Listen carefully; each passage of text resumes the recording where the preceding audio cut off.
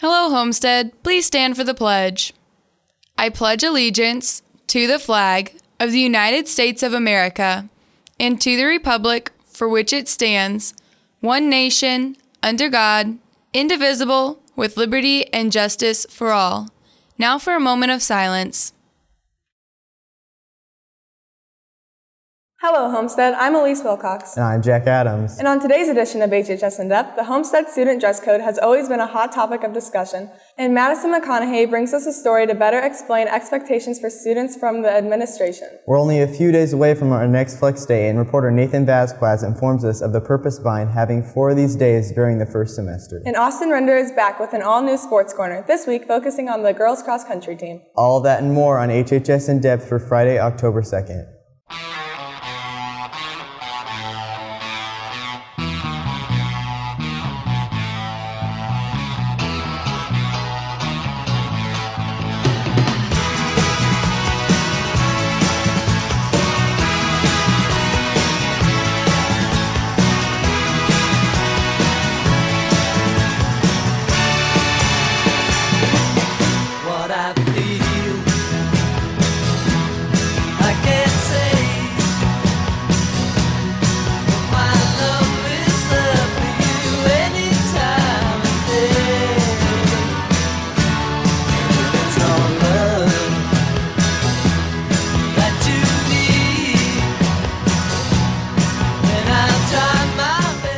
We begin today's show with a story about the Homestead student dress code. Even after years of implementation, some students are still unclear about the rules.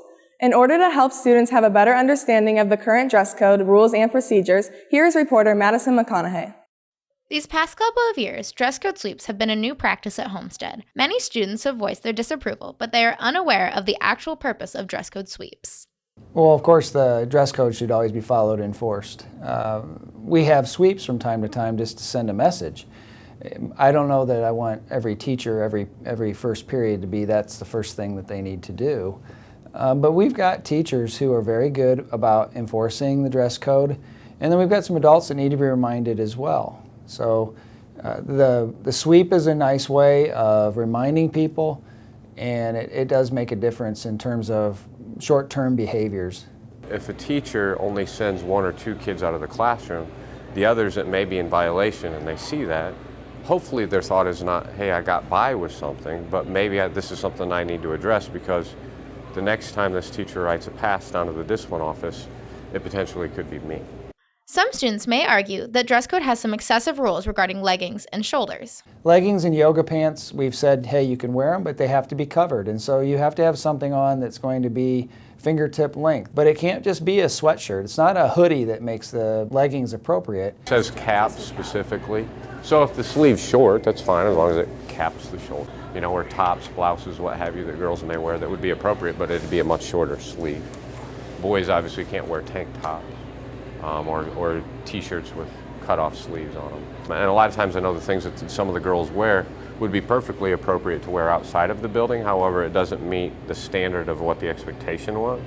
There are exceptions made during Spirit Weeks. However, most rules still need to be abided by. We are more lax during Spirit Week. We want the kids to have fun. We try to support school spirit, and we think we have a great amount of it, but those are issues. Hats in particular, if the hat matches what the theme day is, I don't give kids grief about that. The shoulders uncovered and or with shorts that are too short, no, that's still not going to fit in, and they should have been, held accountable for that. Not that all of them were. I think teachers probably looked at it a lot more lax too, so there wasn't a lot of support from that. Administration appreciates all those who follow the dress code, and they would like to encourage all students to abide by the set dress code rules and regulations. For HHS In Depth, I'm Madison McConaughey. Looking for a new follow on Instagram? Check out the Homestead Yearbook account at _HHS Yearbook. They have been posting many pictures and videos from various events around the Homestead this year. Attention seniors, do not forget that Wednesday, October 14th is an opportunity for you to visit a college campus or job shadow of a career of interest. The attendance office must receive notice of your absence for that day by 3:00 p.m. next Friday, October 9th. Your parent may call the 24-hour attendance line or sign and submit the bottom of the form you received at advisory a few weeks ago. If you have any questions, feel free to stop by the attendance office at any time. We are currently between our first and second Flex Day of this school year. HHS In Depth reporter Nathan Vasquez brings us a story about how Flex Day at Homestead isn't just for the students, but for our teachers as well. Many students here at Homestead have been questioning the reason behind why we are still partaking in flex days during the school year when we already have had so many and know the procedure, along with how flex days will help their learning experience here at Homestead.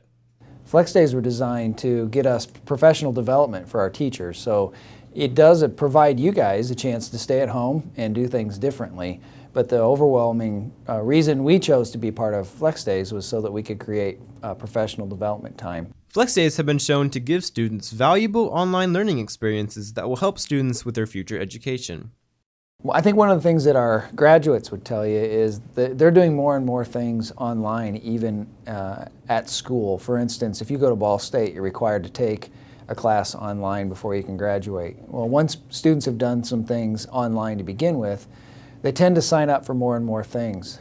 Universities are using an interface very similar to Canvas. As a matter of fact, we're told that some of the state universities are going to go to Canvas. Currently, they're using Blackboard. It does create a situation where our students are exposed to digital learning that is going to come in handy in the future. Flex days also help students develop skills and responsibilities that will help them in college and later in life. It does a lot of things. One, it gets them used to using technology a lot more, which is helpful to them for their daily lives and everything.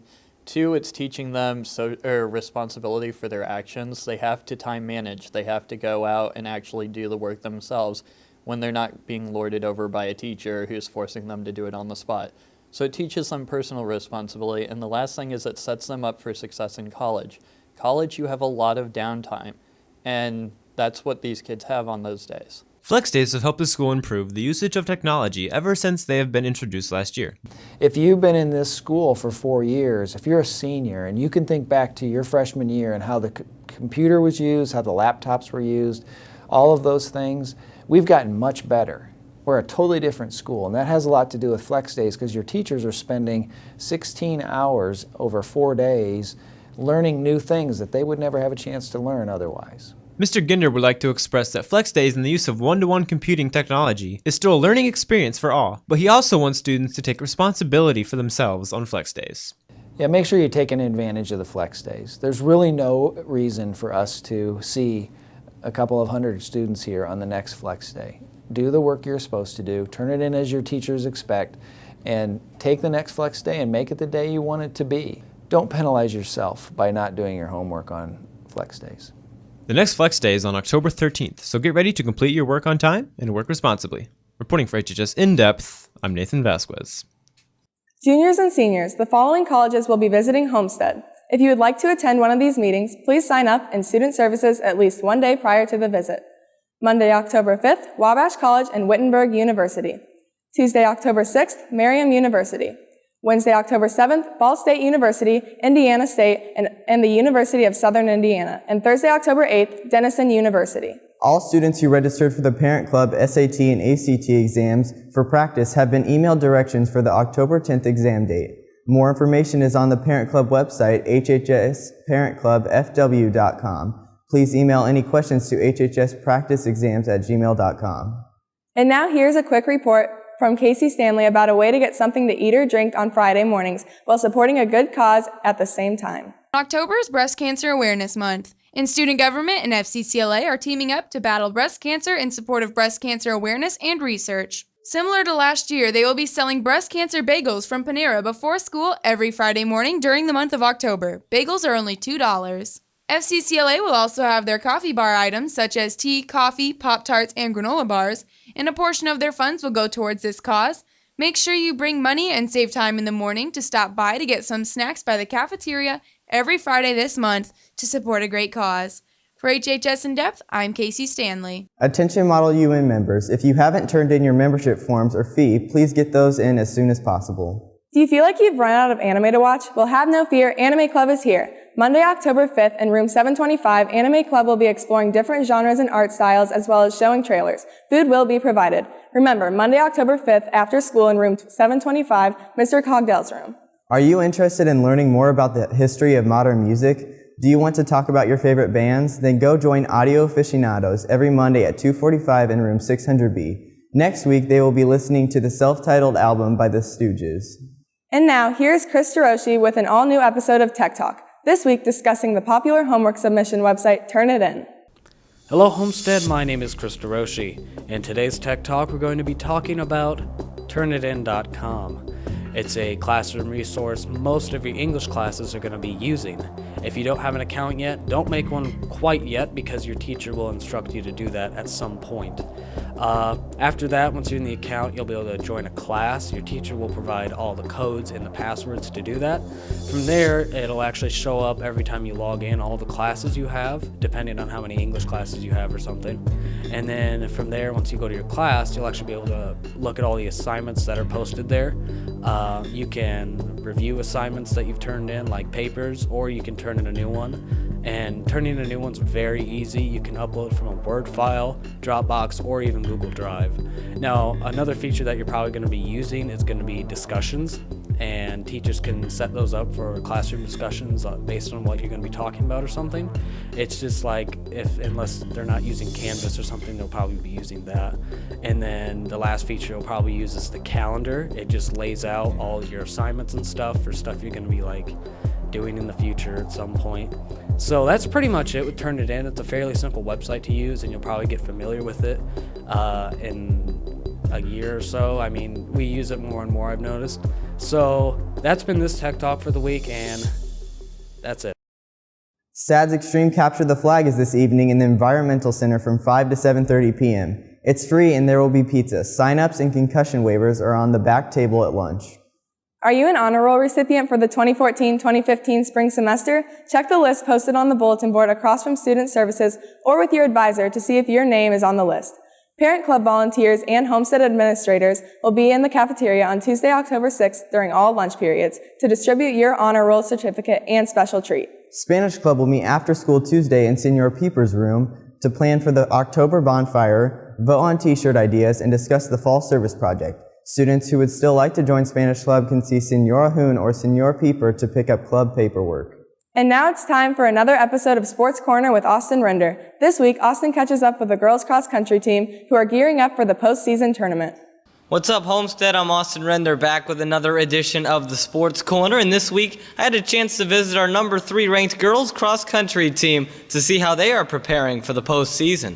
The girls cross-country team has just completed their regular season, and Coach Wiss and the girls feel things have gone very well. When we look back at the season, I think what we'll see is some really great performances. We have a really positive team synergy, and I think that we had the opportunity to use that in at Huntington North, and then Marion and West Noble and the Bruin Invite. Our team's done really well. We're ranked third in the state as of right now. We've gotten a lot of wins under our belt. Our team has done better than we've ever done in the past. I think a lot of it has to do with the fact that we've all stepped up mileage-wise, and we've all performed as one. This year we've been really good. We have competed together and we've stuck together throughout all the races, so we've been able to push each other, and we're ranked the highest we've ever been in the state, so that's always good.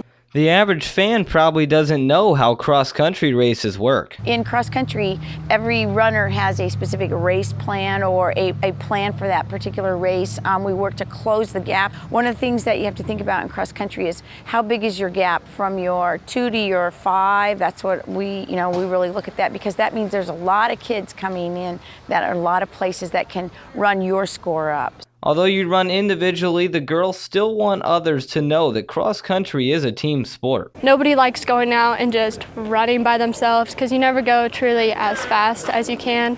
So, of course, it's a team sport because you're all pushing each other. All together as a team, we are all really close friends, and if one of us is hurt, we all back each other up, and it just makes everyone really happy when we all win together and we're all standing and cheering. And with the number 3 ranking in the state, the girls know they have added pressure to perform in the postseason. I personally need to work on my finish.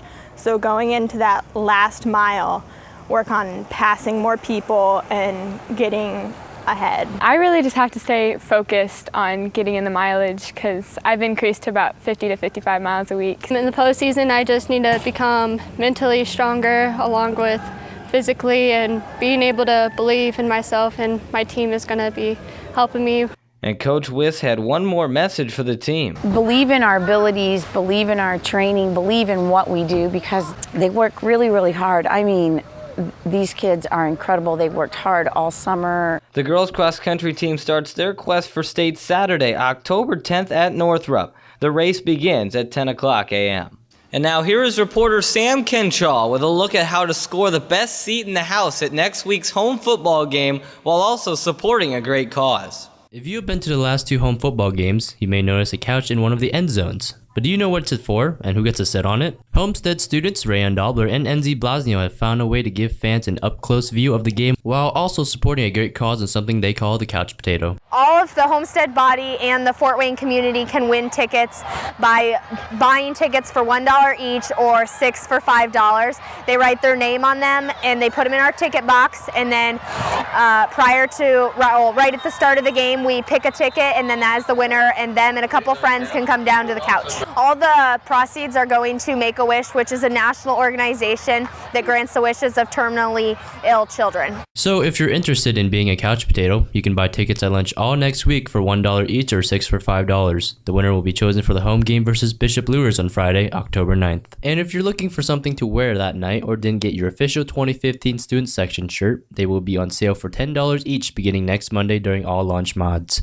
There are still a few students who pre-ordered their shirts but has yet to pick it up. You can pick up your shirts at the concession stand outside the cafeteria. Reporting for HHS In-Depth, I'm Samuel Kenchon. A reminder, you can catch the boys football team tonight at Wayne as they take on the Generals. Reporting for the Sports Corner, I'm Austin Render. Well, that wraps up this edition of HHS In Depth. I'm Elise Wilcox. And I'm Jack Adams. Thank you for watching today. And now here is this week's Picture of the Week. Beginning today, we will be having 2 pictures of the week each show. Congratulations to Becca Malott and Tori Ogosby for winning this week's Picture of the Week. To submit your photo for Picture of the Week, just email a high-resolution photo with your name and grade level to hhsindepth@gmail.com. Today we leave you with a song exclusive to Homestead's radio station, The Point 91 FM. Have a great weekend, and we will see you next week.